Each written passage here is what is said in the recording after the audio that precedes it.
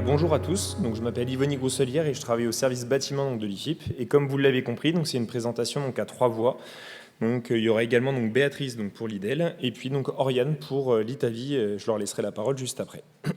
Alors, l'idée de cette présentation, c'est de vous présenter des exemples d'outils qui sont en train d'être mis en place et qui permettent de traiter donc, le lien qui peut exister entre le bien-être des animaux et le travail de l'éleveur dans une optique d'accompagner les éleveurs au changement, dans des changements donc, de pratiques. Alors pour démarrer, on va vous faire un exemple très concret de situation d'élevage qu'on peut rencontrer dans l'ensemble de nos 3 filières et sur lequel on se rend compte que la thématique travail, elle n'est pas si simple que ça donc à aborder. Donc on va commencer sur la production porcine. Donc en production porcine, je vous donne 2 exemples de pratiques qui permettent a priori d'améliorer le bien-être des animaux. Ça va être la maternité liberté et l'arrêt de la coupe des queues. Sur la maternité-liberté, globalement, on peut dire qu'il y a un consensus autour du travail sur le fait que le passage en maternité-liberté peut prendre plus de temps parce que finalement, il va y avoir du temps à passer, à ouvrir les cages, à les refermer, du temps de lavage supplémentaire, possiblement le fait de manipuler les animaux, notamment les porcelets, qui peut prendre un petit peu plus de temps au vu de la surface supplémentaire qu'ils peuvent avoir. Donc entre guillemets, là, on peut être sur un exemple qui peut être relativement simple sur le sujet temps de travail. Je prends exactement la même thématique sur l'arrêt de la coupe des queues. Pareil, l'arrêt de la coupe des queues, assez basiquement, on pourrait se dire, c'est l'arrêt d'une tâche en maternité sur les porcelets. Donc finalement, ça va plutôt dans le sens d'une amélioration du travail. Là, on se rend compte que c'est un petit peu plus complexe comme sujet, c'est que finalement, l'arrêt de la coupe des queues, si elle engendre derrière l'apparition de troubles comportementaux et notamment de cannibalisme, notamment en post-sevrage ou en engraissement, en fait, on se rend compte que le temps gagné à l'arrêt de la tâche en maternité, finalement, peut être un temps qui peut être perdu par la suite par la prise en charge des animaux malades, par le fait de multiplier les matériaux d'enrichissement pour essayer de diversifier les points d'attraction entre guillemets au sein de la case, et puis ensuite la prise en charge aussi bien des mordeurs ou des mordus. Donc on se rend compte que la thématique travail, finalement, c'est une thématique qui est quand même très complexe à aborder sur 2 exemples très concrets. Si je prends la même chose en volaille, 2 leviers d'action qui permettent d'améliorer le bien-être, ça peut être l'intégration de matériaux d'enrichissement et l'intégration de jardins d'hiver sur des bâtiments existants. Donc pareil, c'est 2 pratiques qui permettent d'améliorer le bien-être, mais en fin de compte, on se rend compte que quand on parle d'enrichissement, le fait de devoir renouveler régulièrement les consommables, si jamais il y en a, ou le fait de devoir manipuler des matériaux d'enrichissement qui parfois peuvent être assez lourds en termes de manutention ou assez encombrants, finalement en termes de qualité de travail, de conditions de travail, ça peut venir nuire finalement à cette partie-là. Sur un autre aspect, les jardins d'hiver, une extension du bâtiment qui permet à la volaille de sortir du bâtiment fermé sur 4 côtés. Finalement, on se rend compte que c'est des surfaces supplémentaires qu'il va falloir pailler, qu'il va falloir curer, et ça peut aussi engendrer des troubles dans le pilotage de l'élevage, notamment au niveau du système de ventilation, ce qui va avoir une incidence directe finalement sur la qualité au travail des opérateurs sur l'élevage.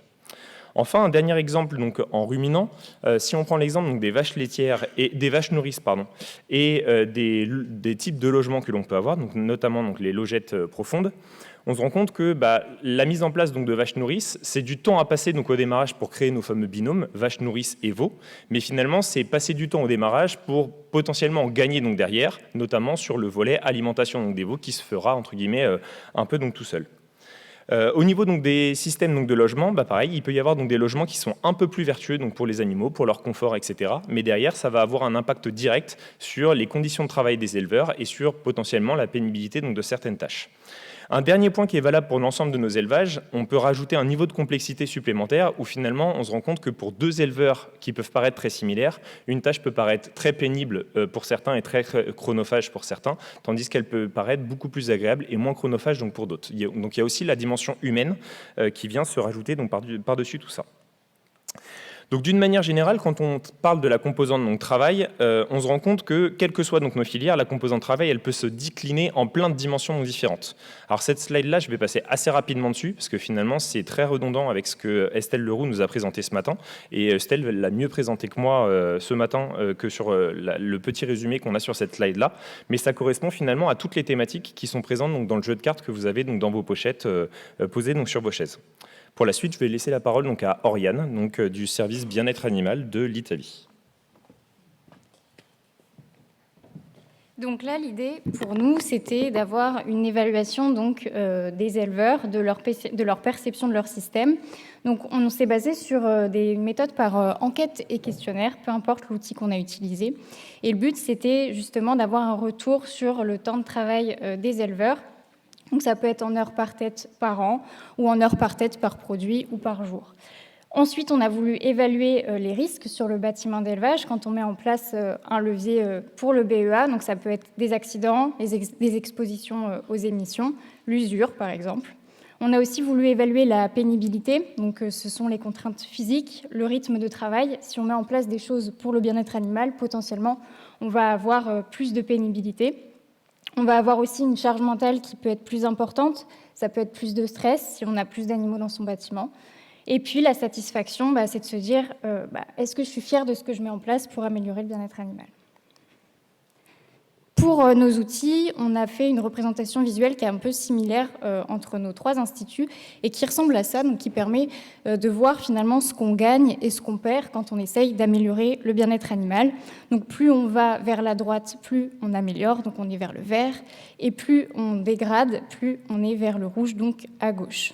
Donc l'idée, c'est de se dire, quand je mets en place quelque chose pour améliorer le bien-être, est-ce que je dégrade fortement ou est-ce que j'améliore fortement ? Donc tout ça, ça nous amène à dire que finalement, notre démarche d'évaluation multicritère, elle prend en compte les conditions de travail des éleveurs, mais pas que. Pourquoi ? Parce que notre clé d'entrée, c'est le bien-être animal. Nous, ce qui nous intéresse, c'est de mettre en place des leviers qui sont favorables au BEA. Et donc, on va évaluer ça sur la santé des animaux, sur leur comportement, sur leur logement. Après, quand un éleveur veut prendre une décision, il va potentiellement avoir des priorités qui sont différentes. Par exemple, il peut se dire « j'ai pas envie d'avoir des surcoûts qui soient énormes », donc il va regarder peut-être plus l'économie. Si justement sa priorité c'est l'environnement et qu'il met en place par exemple une génétique qui peut être différente, les matières premières vont être différentes, on peut avoir une consommation d'eau et d'énergie plus importante, donc il peut regarder plus cet aspect-là. Et puis enfin, quand on parle de bien-être animal, on parle aussi de bien-être de l'éleveur. Finalement, si je mets en place plus de bien-être animal, est-ce que moi, ça va me demander plus de contraintes en tant qu'éleveur ? Donc finalement, ces piliers-là, ils sont au cœur des enjeux sociétaux et ils représentent les défis actuels auxquels sont confrontés les professionnels de la filière. Et c'est pour répondre à ces défis-là, en tout cas en partie, que nos 3 instituts ont collaboré depuis maintenant plus d'1 an pour développer 3 outils distincts. Donc c'est des outils qui restent indépendants, mais qui ont pour unicité finalement d'avoir une base commune, un socle commun, basé sur ces piliers-là, basé sur une méthode de construction qui est la même, et ça nous a permis finalement de croiser les enjeux entre nos différentes filières. Du coup, je vais commencer par vous présenter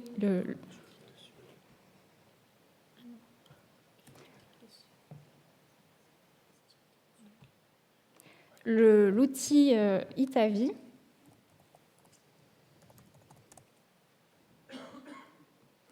Donc c'est une interface comme celle-ci. Donc nous, c'est un outil qui est axé pour le poulet de chair. Donc vous ne pourrez pas faire une évaluation pour les autres volailles. C'est vraiment axé poulet de chair en système standard.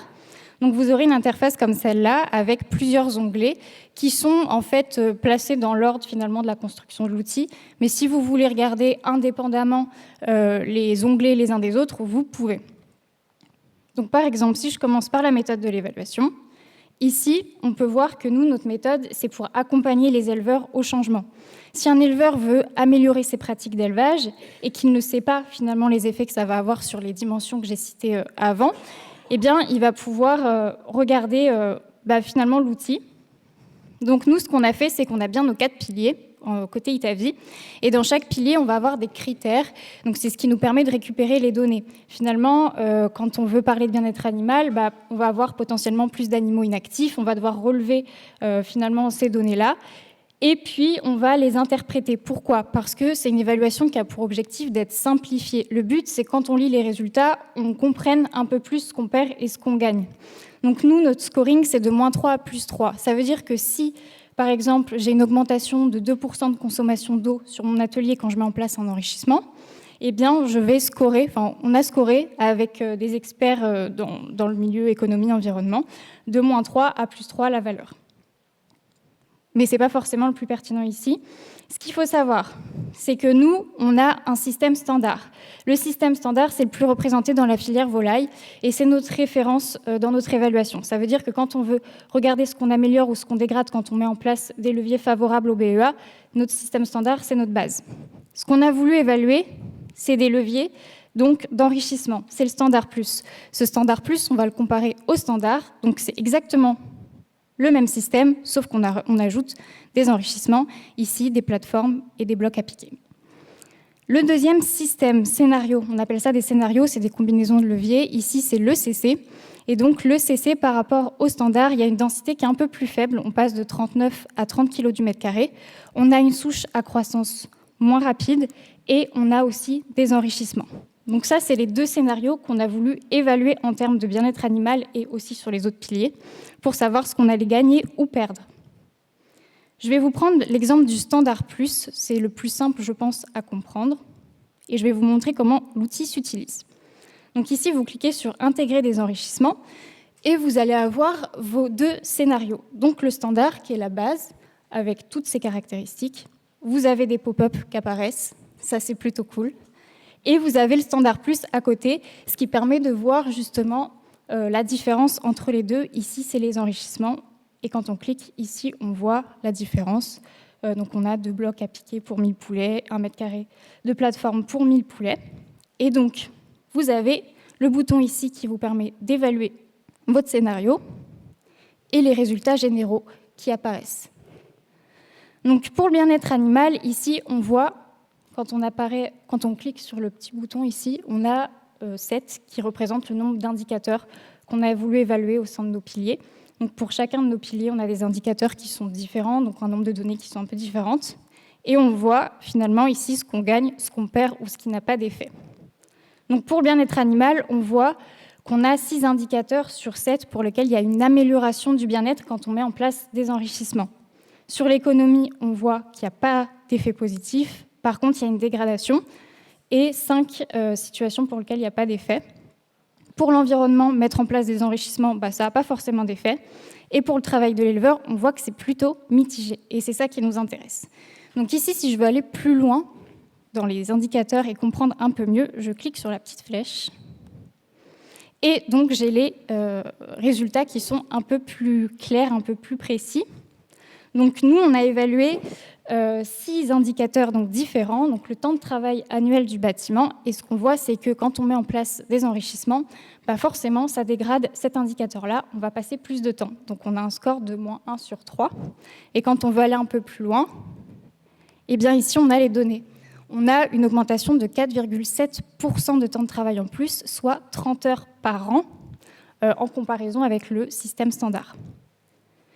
Et le petit point positif, c'est que si vous voulez aller un peu plus loin et comprendre les données, vous pourrez cliquer sur ici le temps de travail et vous aurez la référence de ce qu'on a utilisé dans notre outil. Donc là, en l'occurrence, c'est des données issues de la Chambre d'agriculture. Ensuite, pour l'index de pénibilité, quand on met en place des enrichissements, forcément pour l'éleveur, c'est plus pénible. Donc on a un score de -0,4 sur 3. Pourquoi ? Parce que les plateformes, c'est une charge, c'est lourd, c'est encombrant. Pour l'éleveur, c'est plus dur. Il faut les sortir du bâtiment, il faut les nettoyer, il faut les désinfecter. Bref, c'est pénible. Pour l'index de stress, les enrichissements n'ont pas forcément d'effet. Ce n'est pas plus stressant de mettre des enrichissements dans son bâtiment. Donc voilà, il n'y a pas d'effet sur cet indicateur-là. Par contre, pour les 2 indicateurs suivants, on a une amélioration. Ça veut dire quoi ? Ça veut dire que là, l'éleveur, quand il met en place des enrichissements, il est plus satisfait puisqu'il va voir ces animaux qui vont utiliser les plateformes, qui vont picorer les objets à piquer. Et donc, pour lui, il y a quand même une utilité de mettre en place ces enrichissements dans son bâtiment d'élevage. Au niveau de la perception de la société des leviers, c'est pareil, l'éleveur il a ce sentiment que les efforts qu'il fait, ils sont reconnus auprès du citoyen consommateur et donc forcément il a l'impression que son travail est plus valorisé. Par contre, pour le niveau de confiance dans l'avenir du système, c'est pas quelque chose qu'ils ont l'impression, en tout cas par rapport à un système standard, en l'occurrence, ils n'ont pas l'impression que ce système va potentiellement perdurer. Par rapport à un système standard, c'est toujours ça qu'il faut avoir en tête, c'est que c'est bien une comparaison de système. Pour revenir en arrière et pour revenir sur le bien-être animal, ici, quand on met en place des enrichissements, eh bien, on a donc 6 critères, 6 indicateurs sur 7 qui sont améliorés. Donc ici, on a le niveau d'inactivité qui est légèrement amélioré. Et là, on peut voir, quand on remet la souris sur le petit pop-up ici, qu'on a 5% du nombre de poulets qui sont inactifs qui diminuent, par rapport à un système standard. Et c'est pareil, en fait, pour l'expression des comportements, pour la disponibilité des perchoirs. Si on met des perchoirs par rapport à un système standard, forcément, on a plus de perchoirs, donc forcément, on a plus d'animaux qui se perchent. Et donc, quand vous cliquez sur à chaque fois les petits mots là qui sont en gras, en vert, eh bien, ça vous emmène sur des fiches techniques qui permettent d'aller plus loin et de comprendre les résultats pour mieux pouvoir l'appliquer en élevage. Donc voilà, donc l'idée c'est de se dire, je reviens sur le bien-être animal, mais quand un éleveur veut faire des choix, là en l'occurrence, on voit qu'on a une amélioration qui reste quand même légère, on est en dessous de 1 sur 3 majoritairement sur les indicateurs qui sont évalués, donc ça veut dire qu'il reste quand même une marge de progrès. Là, en l'occurrence, on part juste de l'intégration d'enrichissement. Si on veut aller plus loin et qu'on veut tester le scénario ECC, vous pourrez le faire au sein de cet outil. Ce qu'il faut savoir aussi, c'est qu'en haut, ici, vous aurez la possibilité de télécharger des fiches qui seront synthétiques et qui pourront vous permettre de mieux comprendre les résultats de manière assez rapide. Pour aller plus loin, vous avez des quiz. Donc, je ne vais pas parler des quiz là. Ce que je voulais dire, c'est que vous pourrez évaluer l'outil. C'est-à-dire que là, vous pourrez mettre une note, une étoile, sur ce que vous pensez de si vous le trouvez bien ou non. Et plus loin, vous pourrez mettre des suggestions et des commentaires pour faire évoluer l'outil. Peut-être rajouter de nouveaux scénarios ou peut-être vous dire que ce n'est pas forcément ergonomique. En tout cas, vous aurez la possibilité de pouvoir donner votre avis. Donc voilà, je laisse la parole. Et bien maintenant, je vais vous montrer la déclinaison de cet outil-là pour la filière porcine qui repart exactement sur la même mécanique. Donc l'idée, ça sera que ça soit une page web qui sera donc consultable sur le site internet de l'IFIP. Donc on arrivera sur une page d'accueil qui présente rapidement l'outil, finalement, à quoi ça sert, etc., qui correspond au slide d'introduction qu'on a pu vous faire donc en amont. J'insiste bien sur le côté collaboratif de ce travail-là, c'est-à-dire que quand on a réalisé donc, cet outil, aussi bien dans le fond comme dans la forme, en fin de compte, c'est un collectif donc, au sein de la filière qui a été réuni pour travailler là-dessus, dans lequel on pouvait réunir, on va dire, 3 grands types de structures. On avait des structures plutôt institutionnelles, dans lesquelles on peut mettre donc, l'IFIP, l'Institut Agro, l'INRAE et la Chambre d'agriculture de Pays de la Loire et de Bretagne. On avait des structures plutôt du monde de l'amont avec donc, les 4 coopératives, donc Eureden, Coperle, Terrena et puis Port Armor Evolution. Et ensuite, on avait donc 2 structures plutôt du monde donc, de l'aval, c'est-à-dire donc, ENAF et Kermené. Et donc j'insiste bien sur le fait que les différentes étapes qui vont vous être présentées là, finalement, ce collectif-là a contribué à la réalisation de tout ça. Donc, quand on a commencé à travailler donc, sur l'outil, la première chose, c'était de déterminer les thématiques qui allaient intégrer donc, l'outil. Donc, on est reparti donc, du référentiel qui avait été fait donc, par le LIT, enfin piloté par le LIT. Et en fait, on en a sorti donc 10 leviers ou 10 choix techniques en lien avec le bien-être. Et les leviers pouvaient être assez différents. Il y a certains leviers qui étaient uniquement des changements de pratique. Donc, par exemple, le fait d'arrêter la coupe des queues, le fait de gérer des types de mâles donc, différents. Il y avait d'autres leviers qui commençaient à toucher plus à l'aménagement du bâtiment. Je pense notamment à l'arrêt des cages en verraterie avec le passage en verraterie liberté, ou le passage en maternité liberté, ou encore par exemple le fait d'augmenter donc, la surface donc, par animaux en système caillebotier intégral. Et ensuite, on avait d'autres leviers qui touchaient plus à un changement de système. Et donc là, on est vraiment sur une modification beaucoup plus structurelle sur l'élevage. Donc je pense notamment au fait de passer d'un bâtiment fermé à un bâtiment ouvert avec des courettes, ou à un bâtiment entièrement ouvert donc sur 2 côtés. Je pense notamment au changement donc, de type de sol, passer d'un caillebotier intégral à un caillebotier partiel ou à un système donc, en litière accumulée. Là, pour le coup, c'est une modification très très importante du système d'élevage. D'une manière générale, tel que l'outil fonctionne, là je vais vous présenter un exemple qui est l'exemple de la maternité liberté, mais l'idée c'est d'avoir toujours un peu la même mécanique pour permettre à l'utilisateur, une fois qu'un effort a été fait sur la première évaluation, que les repères finalement visuels dans l'outil se retrouvent très très vite pour pouvoir faire donc, un maximum d'évaluation entre guillemets facilement. Alors, quand on parle d'évaluation multicritère, un point qui est important, c'est de savoir d'où on part et où on souhaite aller. Donc, nous, on a exprimé cela en disant qu'on va partir donc d'une situation initiale. Donc, la situation initiale, c'est on a des truies bloquées, on a des cases de 4,5 mètres carrés et on a donc des nids à porcelets. Ce qu'on appelle un nid à porcelets, c'est un tapis en caoutchouc au-dessus duquel on va venir mettre une lampe chauffante. La situation vers laquelle on souhaite migrer, et donc du coup l'idée c'est de savoir quelle incidence ça va avoir, le fait de passer en maternité, donc liberté, pour le coup là avec des niches à porcelets, donc le petit distinguo c'est qu'on va avoir un capot avec une lampe chauffante donc fixée dessus, et là on nous dit que finalement il peut y avoir un certain nombre de paramétrages, parce que finalement des maternités liberté, il n'y a pas de standard qui existe actuellement sur le terrain. Donc je vais pouvoir choisir différentes surfaces, différentes surfaces donc de cases, je vais pouvoir choisir la présence ou l'absence de barres anti-écrasement, et je vais pouvoir choisir donc des durées donc de contention. Donc, par exemple, on va se mettre sur le grand classique, c'est-à-dire une durée de contention inférieure donc à 7 jours. Une fois que j'ai déterminé finalement la situation de laquelle je pars et le point finalement de chute vers lequel je souhaite arriver, je vais pouvoir lancer donc l'évaluation.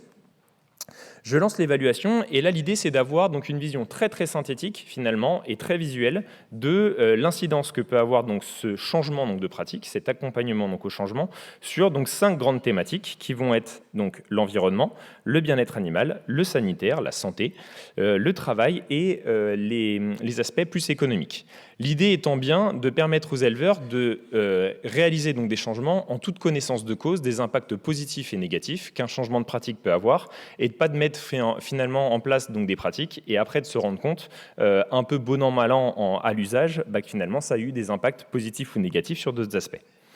Donc, la vision synthétique, on va la retrouver donc avec les petits histogrammes qui sont ici, où finalement on va vous dire que l'évaluation environnementale, elle est faite sur la base de 9 critères, et vous voyez que les 9 critères se ventilent de la façon suivante, c'est-à-dire qu'il y a 6 critères qui sont plutôt donc dégradés, lorsqu'on passe de la situation A à la situation B. Pas de critères dans une situation mitigée, c'est-à-dire selon les conditions d'application, soit ça peut améliorer, soit ça peut dégrader. On a un indicateur sur lequel on va avoir une amélioration, et on en a 2 sur lesquels il n'y a pas d'effet. Vu que le sujet d'aujourd'hui c'est le travail, je vous propose de vous présenter donc le travail et je reviendrai plus rapidement sur les autres piliers donc après. Le travail, on a décidé de le décliner donc en 4 critères ou 4 indicateurs, et en fait sur la partie travail, la méthode qui a été utilisée pour le moment, c'est du à dire d'expert. Donc ce à dire d'expert, comme l'a présenté, je crois que c'était Romain ce matin, il y a une stagiaire actuellement qui va être encadrée donc par le LIT à partir de janvier, qui va venir compléter donc tout cela avec donc des études en élevage qui vont être faites pour venir compléter finalement cette méthode-là. Vu qu'on est sur des données qui sont qualitatives, l'idée c'est de présenter donc la fameuse trame comme on le voit ici, avec finalement donc une dégradation plutôt de ce côté-là de l'indicateur, une amélioration plutôt de ce côté-là, et si on a un effet neutre, on le verra juste après, plutôt donc dans le milieu. Derrière, la personne va pouvoir accéder à un petit commentaire qui va lui permettre de mieux comprendre finalement pourquoi ça a été positionné comme ça sur tel et tel donc sujet. Ensuite, d'un point de vue donc méthodo, on va avoir donc le pilier donc économie. Donc là pour le coup le pilier économie, on a utilisé des calculettes économiques qu'on avait l'habitude de faire donc à l'IFIP pour venir calculer donc finalement ces incidences là. D'un point de vue environnemental, on va utiliser donc de la modélisation environnementale, c'est-à-dire qu'on a la possibilité de modéliser un élevage et de venir modifier donc certains paramètres et de voir l'incidence que ça peut avoir. Vous voyez qu'ici, on va avoir donc sur l'évaluation environnementale là des valeurs quantitatives.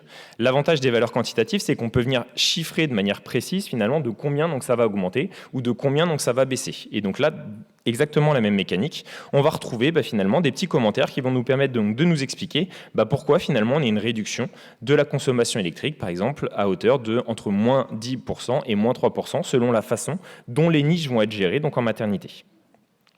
Et enfin, le dernier point en termes de méthodologie, on va avoir donc le bien-être animal et la santé, où là pour le coup c'est un collectif d'experts, donc notamment les fameuses structures que je vous ai évoquées donc avant, qui se sont réunis, qui ont réalisé donc des notes, et tout ça ensuite a été donc finalement harmonisé pour venir donc présenter les résultats qui sont présentés donc ici. La difficulté qu'on a eue sur le volet bien-être et sur le volet santé, c'est que bien souvent, tout dépend du type d'animal sur lequel l'évaluation donc, est réalisée. C'est-à-dire que quand on parle donc, de maternité, finalement, le bien-être de la truie peut être assez différent donc, du bien-être donc, du porcelet. Et vous voyez que l'histogramme qui est là, finalement, va évoluer en fonction de quel type d'animal on parle au moment donc, de l'évaluation. Voilà pour la présentation donc, de l'outil. Du coup, l'idée derrière, c'est que quand l'éleveur va pouvoir revenir sur sa simulation pour à tête reposée, en rediscuter avec son technicien bâtiment, avec son technicien de suivi, etc., il va avoir la possibilité donc, de se faire un export. Et dans l'export, finalement, il va avoir accès à tous ces paramétrages donc, sur l'écran que je vous ai présenté donc, au tout début, à son écran d'accueil, c'est-à-dire la vision un peu synthétique, et ensuite le détail de chacun donc, des piliers, donc, ce qui correspond donc, au déroulé que je vous présente donc, juste ici. Voilà pour l'idée. Et donc, si vous avez des questions, elles seront les bienvenues. Je vais laisser la parole donc, à Béatrice pour la suite des outils. Bonjour, je vais vous présenter l'outil bovin qui s'appelle Multibov. Alors cet outil, l'outil est finalisé, mais ce que je vous présente là, c'est la maquette en fait de mise en forme. On est peut-être un petit peu moins avancé que nos collègues. Donc vous voyez que c'est aussi un outil qui s'inscrit dès le départ comme un outil d'aide à la décision, où on va avoir effectivement des éléments de méthodo que je ne vais pas vous présenter, mais où on va mettre l'utilisateur en situation de définir un certain nombre d'objectifs. Et derrière ces objectifs, on a une entrée un petit peu qu'on n'avait pas imaginé au départ et qu'on a élaboré en fait à la construction de la maquette. C'est l'idée que finalement l'outil multicritère, c'est jouer sur des enjeux et des leviers de bien-être, mais finalement il y a peut-être aussi la situation, je démarre à zéro, je m'inscris dans un projet, c'est quoi les grands enjeux de bien-être et c'est quoi les solutions techniques, c'est-à-dire quel est l'éventail des questions que je dois me poser. Et ça, c'est l'entrée je m'installe ou je construis, qui n'est pas complètement finalisée, mais où on imagine concrètement avoir le regroupement de toutes nos fiches techniques qui expliquent quelles sont les différentes solutions pour les différents enjeux. Il faut mettre en forme tout ça pour que ça soit digeste, mais globalement, on a trouvé que c'était pertinent d'avoir cette entrée-là aussi. Ce que je vais vous montrer aujourd'hui, c'est l'outil multicritère, donc j'améliore le bien-être animal de mon troupeau. Et alors en bovin, finalement, on n'est pas sur des scénarios, on n'est pas sur des choses peut-être aussi combinées ou standardisées, on va dire, que peut-être dans d'autres productions. Donc on a différents enjeux et différents leviers pour répondre à ces enjeux. Et ces enjeux, on a trouvé qu'il était intéressant dans l'outil de les regrouper par thème. On agit sur le bâtiment, c'est tout ce qui tourne autour du logement des animaux. Des enjeux qui tournent autour de la gestion du pâturage, un élément important, en tout cas significatif pour les ruminants, et puis tout ce qui tourne autour de la conduite des jeunes. Et donc ça vous permet, vous voyez la liste des différents enjeux qui s'affichent, ça me permet de vous dire que ces enjeux-là, ils ont été aussi choisis, mes collègues l'ont dit de façon un peu implicite, nous on a choisi en fait des enjeux qui sont des questions qui se posent aujourd'hui sur l'évolution des élevages. L'outil pourrait évoluer dans l'avenir avec peut-être une déclinaison d'autres types d'enjeux, mais on a voulu du départ traiter cela. La démonstration que je vais vous faire, c'est sur l'un de ces enjeux qui est le confort de couchage. Quand on navigue dans l'outil, donc on a des éléments d'explication de pourquoi c'est important de travailler sur le confort de couchage. Alors, ne regardez pas trop les illustrations, on est vraiment à l'étape maquette. Voilà, c'est l'architecture qui est importante. Et vous voyez que finalement, quand on aborde cet enjeu, il y a deux leviers pour travailler sur le confort de couchage. C'est l'aménagement des logettes et puis la place de couchage, que ce soit en surface ou en nombre de logettes. Et la démo que j'ai prévu de vous montrer, c'est sur l'aménagement des logettes.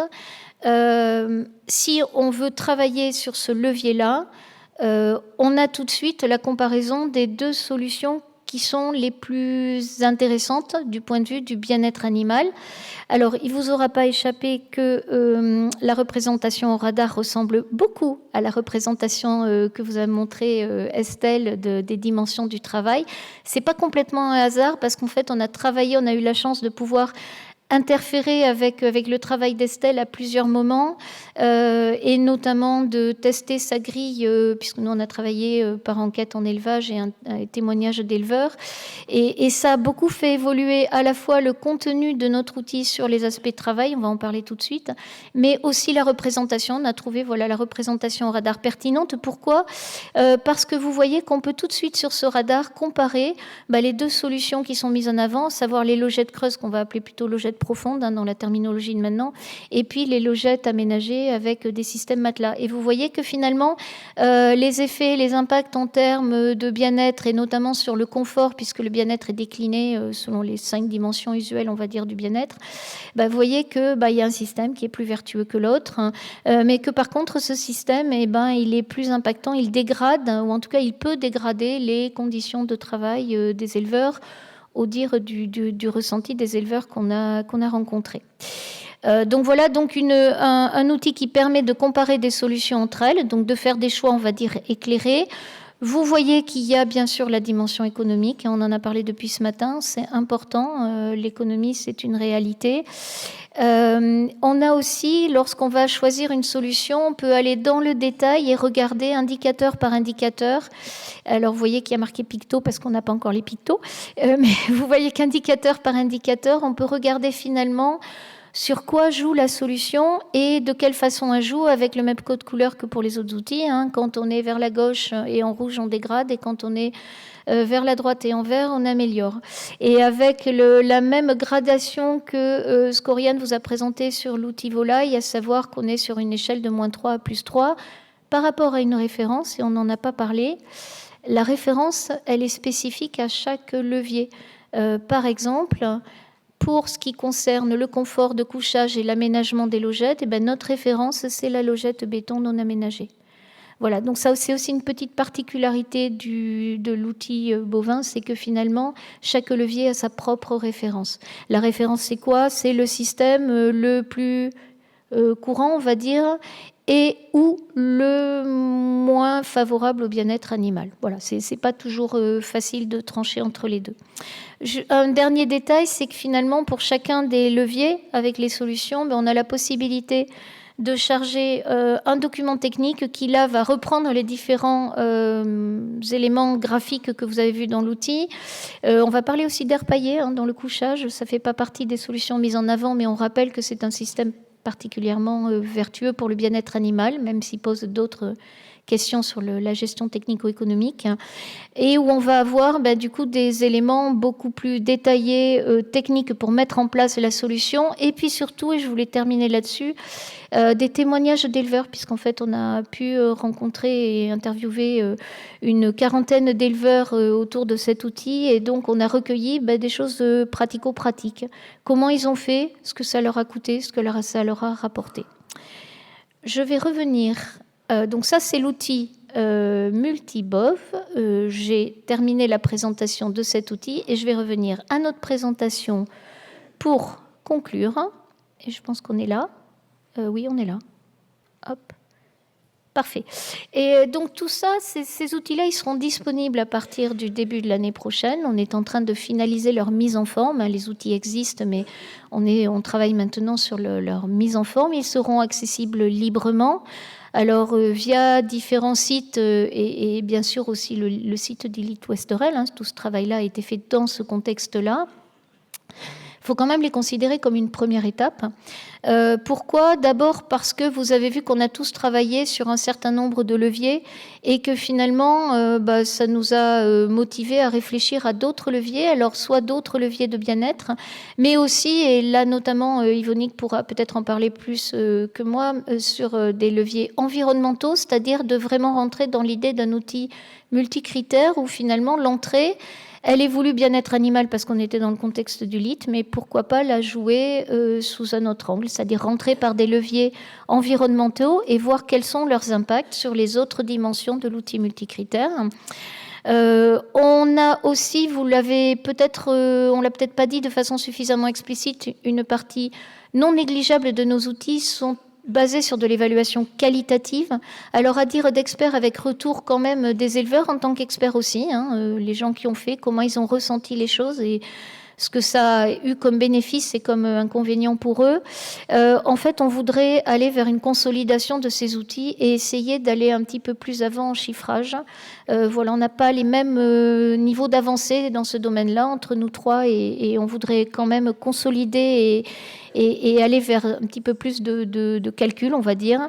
Et puis quand même la question qu'on a vraiment envie d'aborder tous les trois, c'est de s'interroger sur finalement quelles utilisations au pluriel de cet outil-là quel retour utilisateur, quelle ergonomie de nos outils, et finalement, est-ce qu'ils demandent à être améliorés au-delà de ce travail-là, qui est encore une fois une première étape et qui sera remplie à la fin de l'année. Voilà, et je vous remercie beaucoup, ainsi que mes collègues, pour votre attention, et on est prêt à prendre vos questions.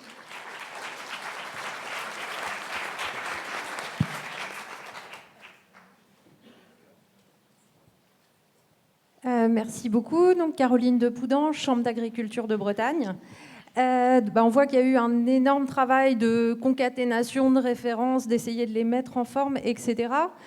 Après, les agriculteurs, quand ils font des choix, il y a à la fois effectivement tout cet aspect objectivation qui est important, et il y a aussi pouvoir imiter d'autres personnes. Enfin, je pense que la dimension témoignage des agriculteurs est aussi une porte d'entrée, parce que je vois que quelqu'un d'autre qui a un système pas trop éloigné du mien a réussi à faire ça, donc je vais peut-être y arriver. Et est-ce que c'est prévu qu'il y ait aussi un aspect, enfin, il y avait, en bovin, il y a beaucoup de cet aspect, mais en illustratif.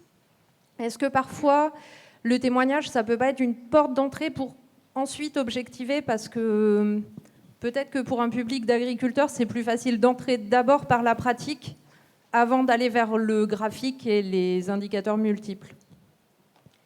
Je peux peut-être répondre au départ et puis je laisserai mes collègues compléter. Effectivement, nous, le témoignage, on l'a vu comme un élément de motivation et de conviction très important. J'entends ta remarque qui serait finalement, partons de ceux qui ont fait et puis voyons concrètement quels sont les impacts quand on élargit en fait à l'ensemble des retours. Pourquoi pas ? C'est la question qui apparaît sur cette diapo sur l'ergonomie de l'outil, finalement. Ça change peut-être l'entrée, mais pourquoi pas, effectivement. Le problème du témoignage, c'est qu'il est quand même très limité, en fait, au contexte et au ressenti de l'éleveur, ce qu'ont montré d'ailleurs les différentes interventions ce matin. Mais pourquoi pas, après tout.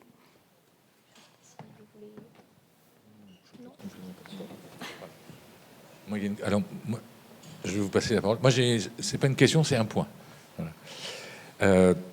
D'abord pour dire que c'est ce travail-là, merci d'abord pour les présentations, et ce travail-là, on a pu le faire en fait dans le cadre du LIT, enfin, de façon générique, grâce en fait à la souplesse des financements qu'on avait par la Banque des Territoires, je ne sais pas où ils sont, ou par les conseils régionaux. Donc, parce qu'au début, c'était pas des opérations qu'on avait prévu de faire dans l'association, et donc qu'on a pu mettre en œuvre.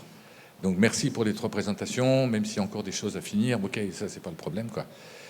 Je trouve que la question de la présentation à la fin, des hauteurs, des couleurs que vous mettez, mériterait que ce soit défini en commun avec tous les membres de l'association. Parce qu'il y a des... Par exemple, j'ai vu très rapidement des améliorations du bien-être 0,4 sur 3. Je ne sais pas faire des divisions rapidement, mais ça fait pas beaucoup. Par contre, quand on présente ça en vert, du coup, ça fait vert pour moi, donc ça, c'est bon. Et pareil, il y avait du rouge, c'était -3, donc là, c'était du rouge vif, quoi. Et je trouve qu'il faut qu'on arrive collectivement à trouver une forme de présentation de telle façon que tout le monde comprenne bien la même chose sur la présentation des résultats.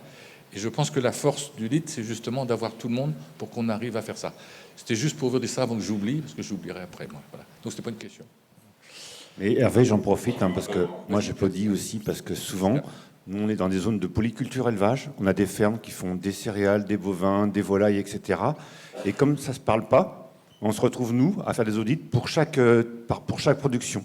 Et là, pour une fois, je vous vois travailler en commun, et mine de rien, sur des outils qui sont différents, mais qui ont un tronc commun, ça, c'est du vrai plaisir, parce que quand on étudie le carbone, s'il faut faire un bilan carbone pour notre atelier vache, pour notre atelier céréales, etc., on s'en sort plus. Et quelque part, de voir ce travail commun, pour moi, c'est un vrai signal. Oui, je pense que c'est très bien. Mais justement, la question, c'est comment on continue, parce que ça peut être à l'infini, ça. Voilà. Mais à un moment donné, il faut cranter, comme on dit maintenant, il paraît, et donner un peu le résultat à voir, et on va réussir à faire ça. Je vous passe la parole. Merci. Bonjour, Mathilde Stomp du bureau d'études Banquiva. J'avais une question concernant les notes attribuées à chacun des critères.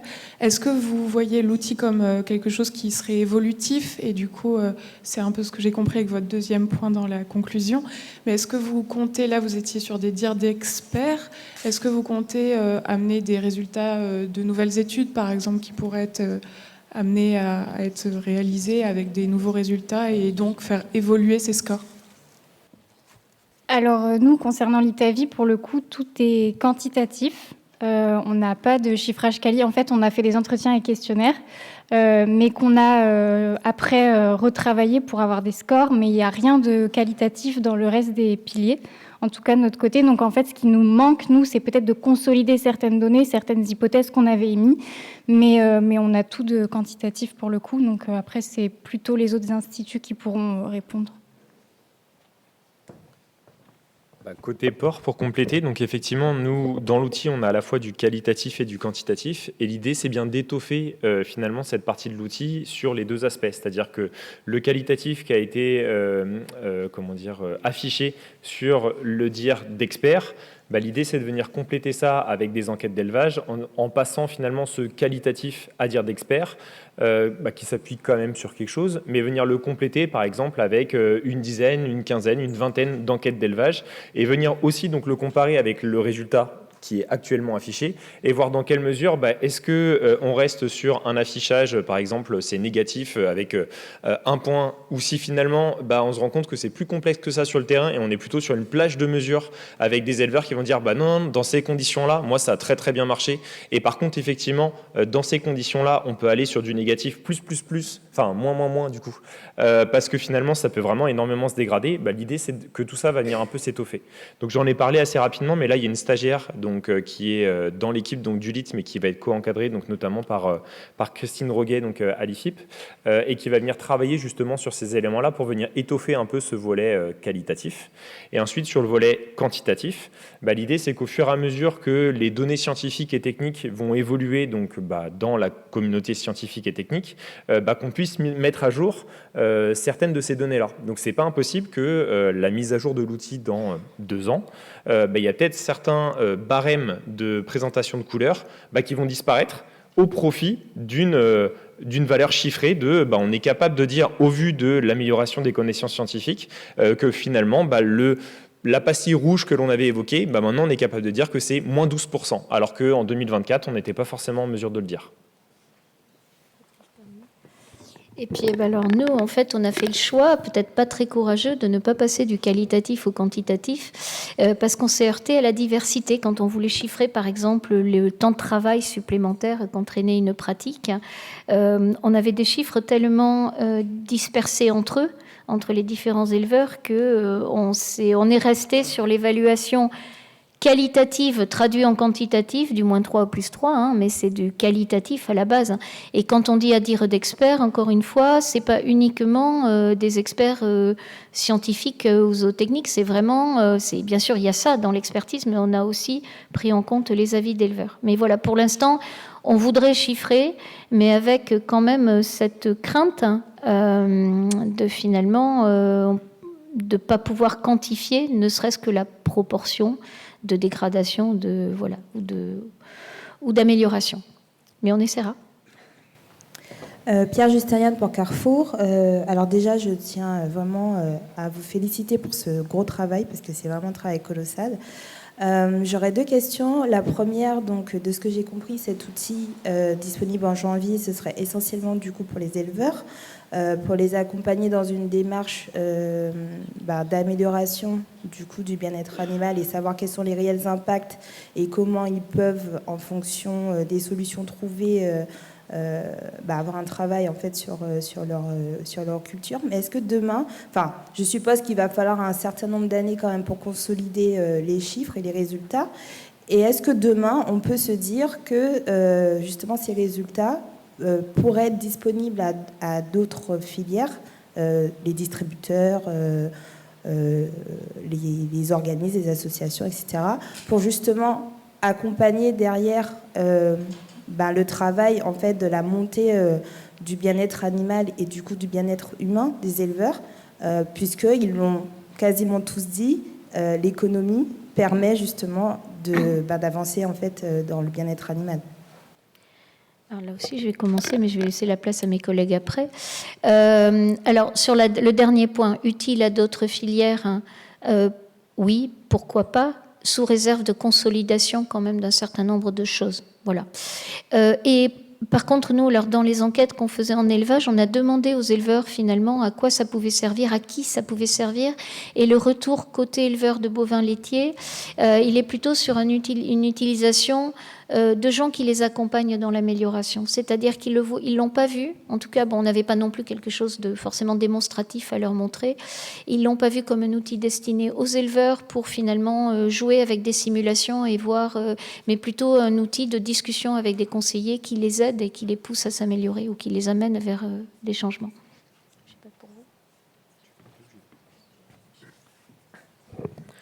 Du coup, pour la mise à disposition donc, de l'outil aux différents acteurs de la filière, comme vous pouvez le constater, c'est quand même des outils qui sont assez épurés, justement dans l'optique que ça soit compréhensible, entre guillemets, par le plus grand nombre.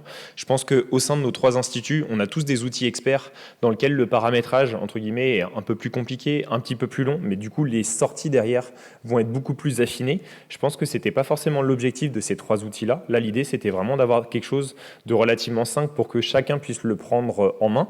Après, il s'avère qu'effectivement, le public cible prioritaire, c'est peut-être le public éleveur, parce que c'est plutôt dans cette optique-là que l'outil a été imaginé. Mais je pense que tel que les 3 outils ont été conçus, il est très facilement prenable en main par, on va dire, la plupart des acteurs de nos filières animales. C'est même un objectif, si je peux me permettre, là, parce que c'est une décision du conseil d'administration de l'association, et donc par définition, les travaux sont à la disposition des membres de l'association. Ce qu'on veut dire, c'est que pour l'instant, avant la consolidation, je ne sais pas le bon terme, mais c'est pour un usage interne, quoi. Et le problème qu'on a, c'est le passage de cet usage interne que Carrefour, Terena, l'INRAE, enfin qui veut peut l'utiliser, qui est membre, à un passage public où ça demande en fait de confirmer les résultats, ce qu'ils ont très très bien dit et qu'on va continuer à travailler. Ouais, dans le même sens de ce que tu viens de dire, Hervé, moi je pense que c'est même primordial, parce que si on laisse juste les éleveurs, et ils le feront très bien, hein, en fait ils vont faire, dans chaque ferme, tu auras une démarche bien-être animal qui sera différente, et pour prendre la parole, on ne pourra pas. Alors qu'en fait, c'est vraiment de se dire comment est-ce qu'on rend tangible le bien-être animal de façon un peu plus massifiée, de façon à ce qu'on puisse prendre la parole de façon unifiée pour aller mettre en lumière toutes nos démarches.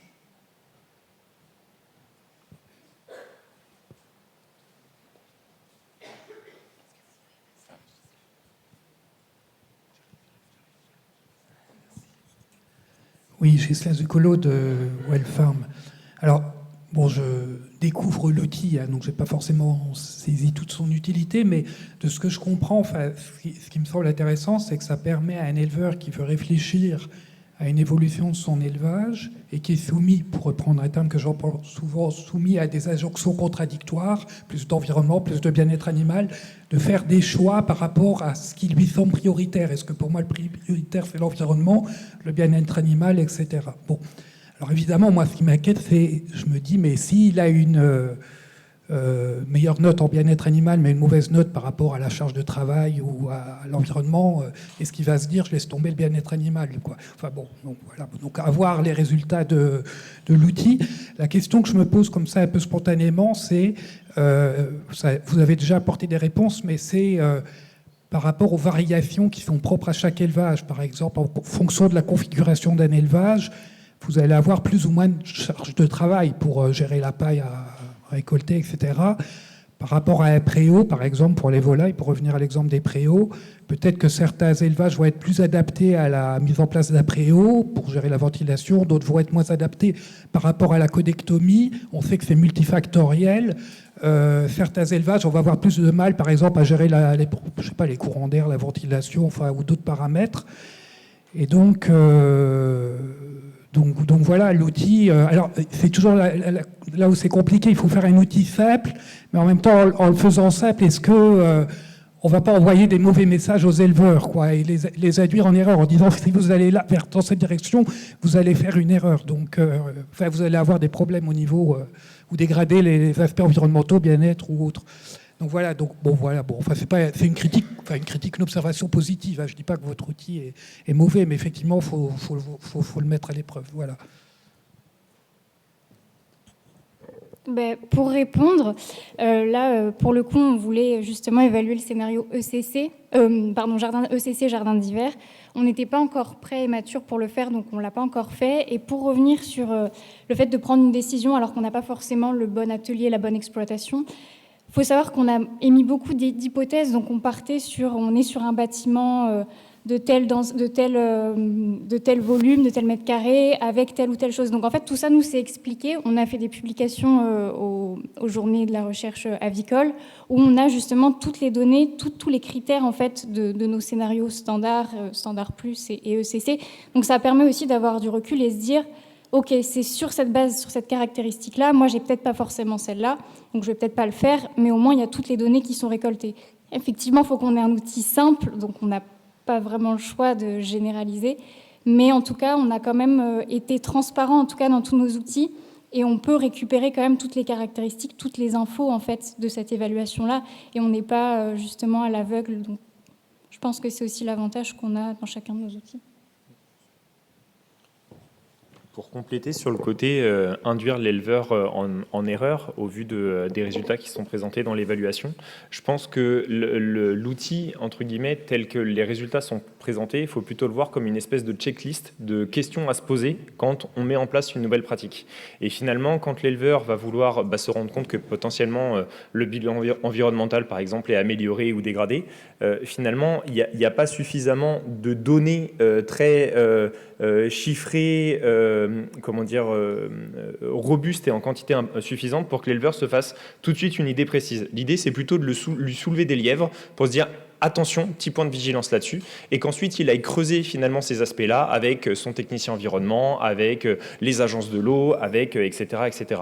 Et par rapport à l'autre point que vous avez évoqué sur finalement l'outil peut être utilisé de manière différente selon le contexte de l'éleveur, ça je suis entièrement d'accord avec ça, c'est-à-dire qu'il y a peut-être des choses qui vont être présentées en rouge donc dans l'outil qui est là, et qui finalement ne va pas être considéré comme du rouge donc pour l'éleveur. Parce que par exemple, il va dire moi j'ai déjà mis en place énormément de bonnes pratiques pour réduire mes émissions.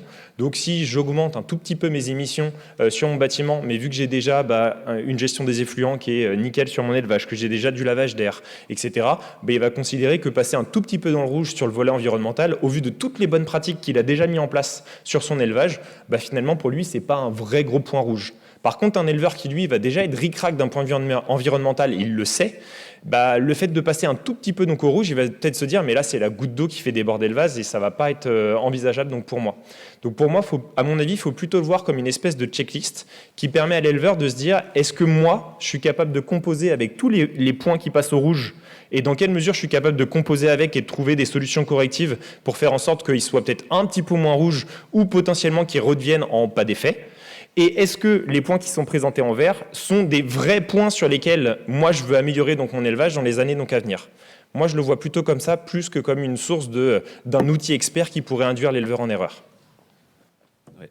Donc l'heure qui avance, Michael, je vous propose de prendre une dernière question. Oui. Michael Benoît, donc éleveur. Je suis là. Voilà. Non, c'était pour répondre un petit peu aux craintes de Ghislain. Et puis, je vais reprendre un petit peu tes propos, Yvonique. Je pense que c'est déjà les éleveurs qui font la démarche d'utiliser cet outil. Ils sont déjà dans une démarche de proactivité, c'est-à-dire avec une réflexion bien avancée. Et ce que je vois, c'est que c'est un outil qui permet d'avoir une étude d'impact global sur l'exploitation. Et en effet, en fonction de ce qu'il en ressort, si l'éleveur est déjà dans cette démarche de dynamique, il va pousser plus loin en sollicitant des experts de sa CAP ou de son groupement pour aller un petit peu plus loin et pour avoir une objectivation un peu plus précise sur son exploitation, quoi. Donc au contraire, je pense que ça ne fera pas peur. Et je pense que c'est assez intéressant. Et cette facilité en plus d'utilisation, au contraire, pour moi, même peut-être inciter des éleveurs à se mettre en dynamique de projet et d'évolution, quoi. Allez, on prend une dernière question. Mathilde Dubourg du Créel Normandie. Pour la partie bovin, est-ce qu'il y a un travail qui va être fait pour le présenter aux techniciens qui réalisent des bovivelles sur les exploitations et donc être apporté par exemple lors du plan d'action à l'issue du bovivelle, un outil qui peut être utilisé par le technicien pour échanger avec l'éleveur? Alors concrètement et de façon pragmatique, non, ce n'est pas prévu. En tout cas, pas dans le cadre du projet qui est hébergé par le LIT. Toute utilisation et valorisation à discuter avec, bien sûr, dans le cadre du LIT est tout à fait possible. J'émettrai une petite réserve parce que finalement, tous les leviers ne croisent pas avec l'évaluation Boviwell. J'entends bien ce que vous mettez dans le même package, c'est finalement, si on fait un état des lieux du bien-être, est-ce qu'on ne peut pas se projeter sur des améliorations? Les deux ne sont pas incompatibles, mais le lien n'est pas complètement direct. Mais voilà, en tout cas, là encore, on est dans un contexte qui est le LIT, la valorisation de ce travail-là quand il sera fini, puisqu'on commencera à le valoriser quand vraiment on aura nos 3 outils là, utilisable et complet. Donc début d'année, on se posera toutes les questions de comment on le valorise et où. Mais pas de réserve particulière, si ce n'est ce que je vous ai dit. Merci en tout cas pour votre attention. Merci pour tous les intervenants qui ont pu parler ce matin. On a essayé de voir ce matin un petit peu comment est-ce que dans nos fermes, dans nos exploitations, bien-être animal et bien-être des éleveurs peuvent être compatibles, et comment est-ce qu'en les rendant compatibles, on les rendait plus forts et on donnait plus envie aux éleveurs d'aller de l'avant. Donc cet après-midi, on verra plutôt la partie aval, comment côté client, comment côté consommateur, comment côté partie prenante, on peut intégrer le bien-être animal. Mais en attendant, je vous propose d'aller déjeuner et de continuer nos échanges.